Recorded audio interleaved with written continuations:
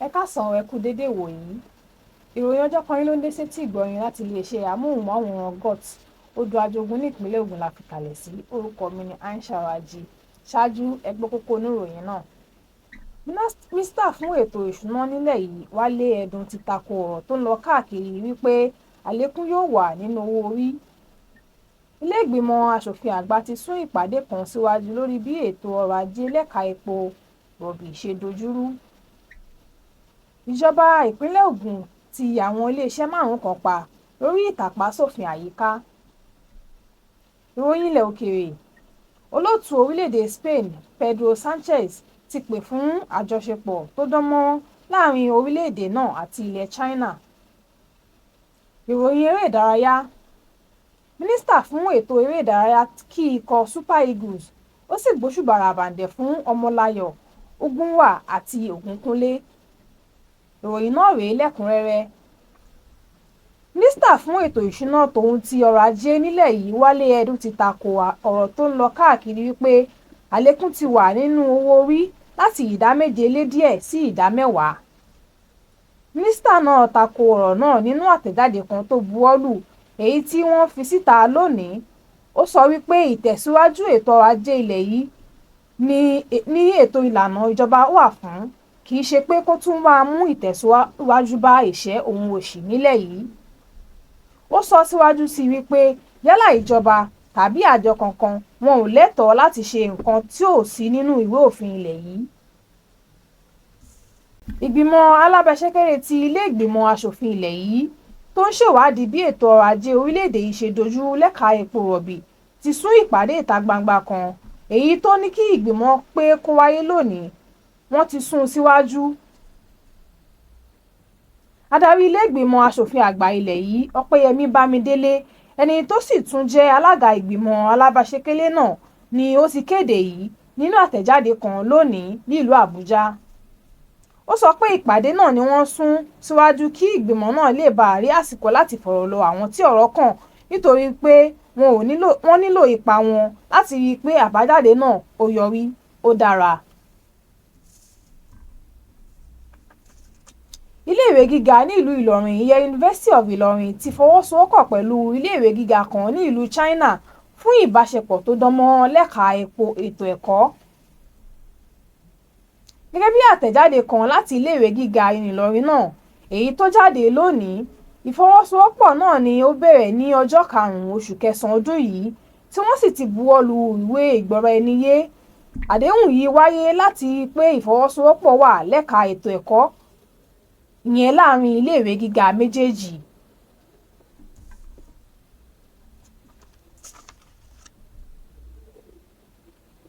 Ìjọba ìpínlẹ̀ Ògùn ti ti àwọn iléeṣẹ́ 5 kan pa ní àwọn apá ibì kan ní ìpínlẹ̀ náà lórí bí wọ́n ṣe gbé ìgbésẹ̀ tó lòdì sí òfin ìpínlẹ̀ náà, eléyìí tó lè kó ewu bá àwọn tí wọ́n ń gbé agbègbè iléeṣẹ́ náà.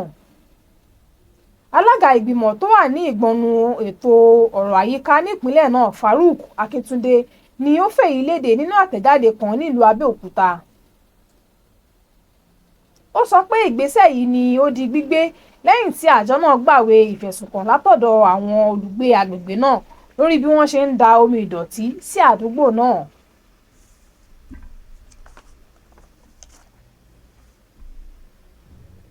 Àwọn tí ẹ̀yà ara pè níjà ní ìpínlẹ̀ Ọ̀ṣun ti ké pe gómìnà ìpínlẹ̀ náà gómìnà Adémọ́lá Adélékè láti da ọ̀rọ̀ wọn rò nínú ìdánwò àti gba àwọn olùkọ́ tuntun wọlé èyí tó ń lọ lọ́wọ́lọ́wọ́.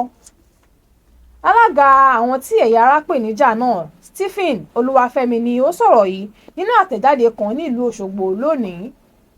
Ó wá béèrè fún ìmúṣẹ lóní kíákíá ìyẹn òfin tí ó máa de àwọn tí ẹ̀yà ara pè níjà ní ìpínlẹ̀ náà láti mú ìgbésí ayé wọn dùn kó sì dára.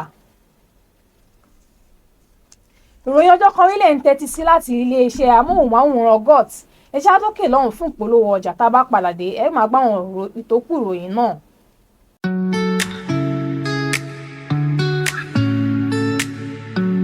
Looking for your dream home? Need a trusted property developer? Welcome to Taugani Global Resources Nigeria Limited.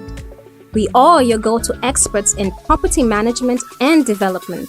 With premium lands and houses for sale, all free from any encumbrance, and backed by genuine documents. We bring your dreams to life. Located at Kilometer 42 Lekki Ekpe Expressway, Lakwe, Ibeju-Lekki. Call us today at +234 905 964 7250 and let's build your future together with Taugani Global Resources Nigeria Limited, where your peace of mind is our priority.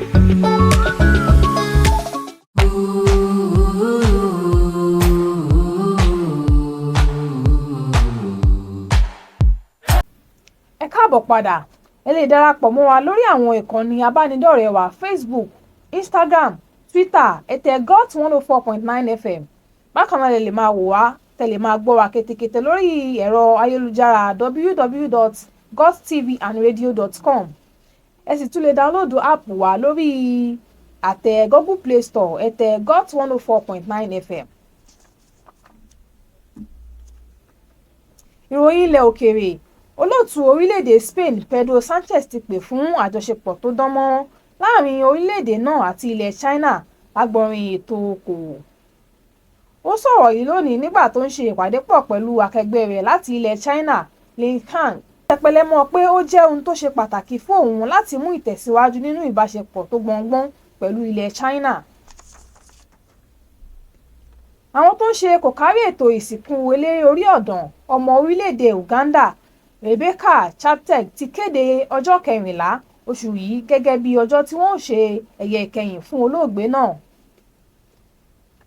Chaptek, ẹni ọdún 23, ló gbẹ̀mí mì ní ọjọ́bọ̀ ọ̀sẹ̀ tó kọjá látàrí ìfarapa tó ṣẹ̀ lẹ́yìn ìgbà tí ọ̀rẹ́kùnrin rẹ̀ tẹ́lẹ̀ rí dáná sun mọ́lé. Olóògbé náà ló kópa nínú ìdíje Olympic tó wáyé láìpẹ́ yìí ní ìlú Paris, orílẹ̀-èdè Faransé. Ìròyìn eré ìdárayá. Alábòójútó fún ọ̀rọ̀ ìdàgbàsókè eré ìdárayá nílẹ̀ yìí John Ennon ti kí akẹgbẹ́ agbábọ́ọ̀lù àgbà ilẹ̀ yìí Super Eagles kú oríire bí wọ́n ṣe gbo ewúro sí ojú àwọn akẹgbẹ́ wọn láti orílẹ̀-èdè Benin nínú ìdíje AFCON tó wáyé lọ́jọ́ àbámẹ́ta. Ennon tún gbé òṣùbà àràbàǹdẹ̀ fún Bọ́sẹ̀ Ọmọ́táyọ̀, Flora Egunwa àti Isa Ogunkunle ní bí wọ́n ṣe fakọyọ nínú ìdíje Olympic àwọn àkàndá tó ń lọ lọ́wọ́lọ́wọ́ ní ìlú Paris ní orílẹ̀-èdè Faransé. Ó wáá fi ìpinnu ìjọba àpapọ̀ múlẹ̀ láti gbárùkù ti ètò eré ìdárayá àwọn àkàndá àti láti ṣe àtìlẹ́yìn tó yẹ fún wọn kí wọ́n lè bá ṣe àṣeyọrí. Èyí ni òpin ìròyìn wa ọjọ́ kan rí fún ti ọ̀sán òní, ṣùgbọ́n ká tó lọ ẹgbẹ́ àwọn kókó amẹ́nubà.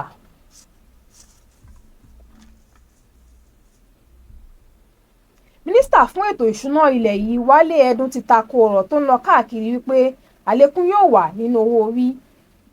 Ilé ìgbìmọ̀ aṣòfin àgbà ti sún ìpàdé kan síwájú lórí bí ètò ọrọ̀ ajé lẹ́ka epo rọ̀bì ṣe dojúrú. Ìjọba ìpínlẹ̀ Ògùn ti àwọn iléeṣẹ́ 5 kan pa lórí ìtàpá sí òfin àyíká. Ìròyìn ilẹ̀ òkèèrè. Olóòtú orílẹ̀-èdè Spain Pedro Sanchez ti pè fún àjọṣepọ̀ tó dán mọ́rán láàrin orílẹ̀-èdè náà àti ilẹ̀ China. Ìròyìn eré ìdárayá. Mínísítà fún ètò eré ìdárayá kí ikọ̀ Super Eagles ó sì gbóṣùbà àràbàǹdẹ̀ fún Ọmọláyọ̀, Egunwa àti Ògúnkúnlé. Ẹ darapọ̀ mọ́ wa láago 6 fún àkójọpọ̀ ìròyìn wa. Títí dìgbà náà ẹ máa yáṣẹ́ o.